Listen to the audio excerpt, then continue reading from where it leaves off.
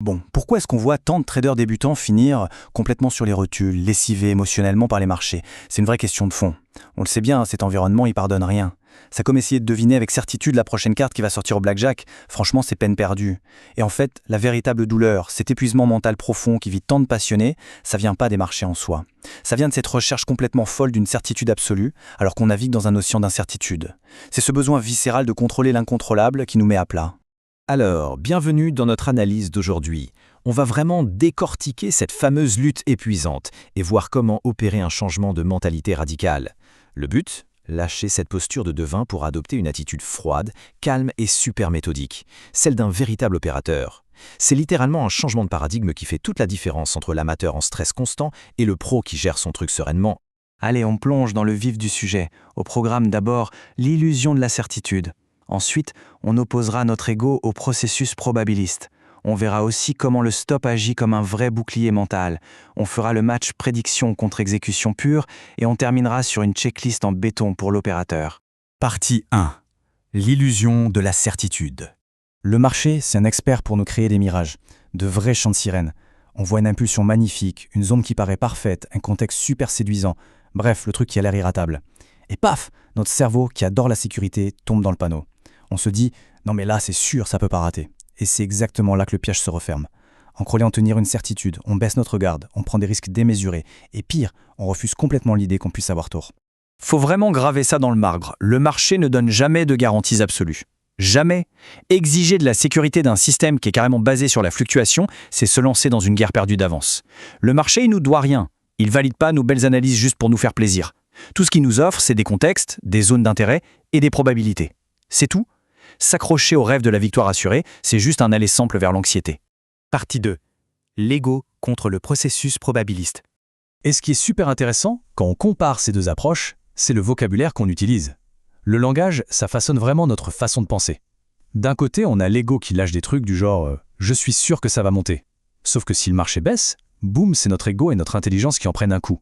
De l'autre côté, l'opérateur mature, il dit juste « j'ai une probabilité exploitable ». C'est sobre, c'est froid, on joue pas au devin, on reconnaît juste qu'on a un petit avantage statistique et on fait avec. Ensuite, on a ce fameux « le marché doit faire ça ».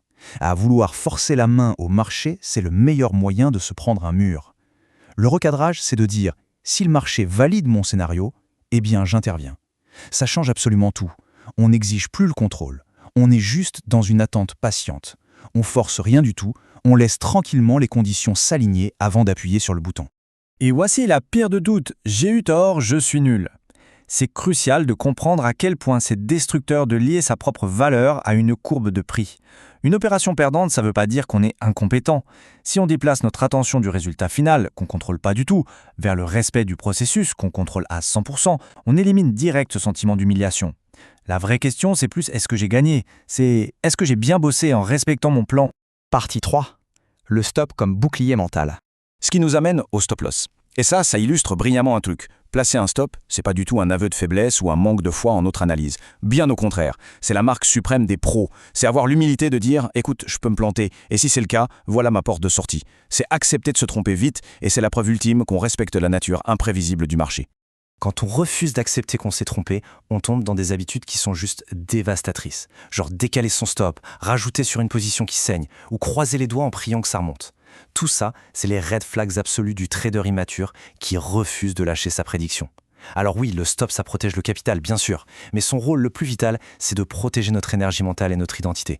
Ça empêche une simple erreur technique de virer au cauchemar psychologique.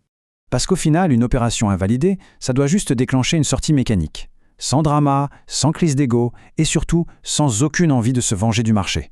Une perte propre, assumée, c'est même une petite victoire de la discipline. Ça prouve que notre cadre d'exécution en reste largement plus fort que nos émotions du moment. Partie 4. Prédiction contre exécution pure.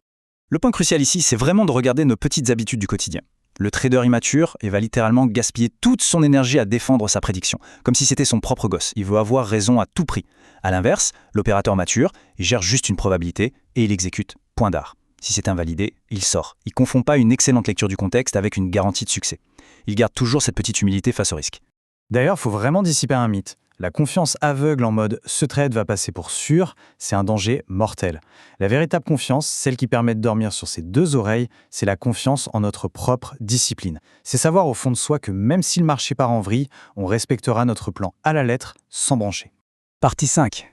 La checklist de l'opérateur. Pour y arriver, voici un petit exercice mental, une vraie routine incontournable avant même de cliquer. C'est notre filtre impitoyable. 1. Quel est le contexte? 2. Quel est le setup? 3. Quelle est l'entrée? 4. Où est exactement la validation? Et 5. Quel est le risque pris? Si on ne peut pas répondre à ça de manière factuelle et sans aucune hésitation, c'est qu'on n'est pas en train d'opérer, on est en train de deviner. Opérer, c'est y aller uniquement quand toutes ces cases sont cochées. Et gardons bien ce chiffre en tête. 1. Juste un seul petit trade. Un résultat isolé, ça détient jamais la vérité absolue sur une stratégie. Un super setup peut échouer et une idée complètement nulle peut passer sur un coup de chance. Ce qui fabrique un vrai professionnel, c'est pas le coup d'éclat spectaculaire d'un soir. C'est la répétition presque ennuyeuse et hyper disciplinée du processus, trade après trade, tout en acceptant calmement l'incertitude de chaque tentative. On va se quitter sur cette pensée qui résume absolument tout. L'opérateur ne prédit pas, il exécute une probabilité. La prochaine fois devant les écrans, posons-nous juste cette question. Est-ce qu'on est là pour essayer de jouer au devin pour rassurer notre ego, ou est-ce qu'on est là pour exécuter froidement une probabilité? C'est vraiment dans cette acceptation totale du risque qu'on trouve la véritable liberté dans ce métier.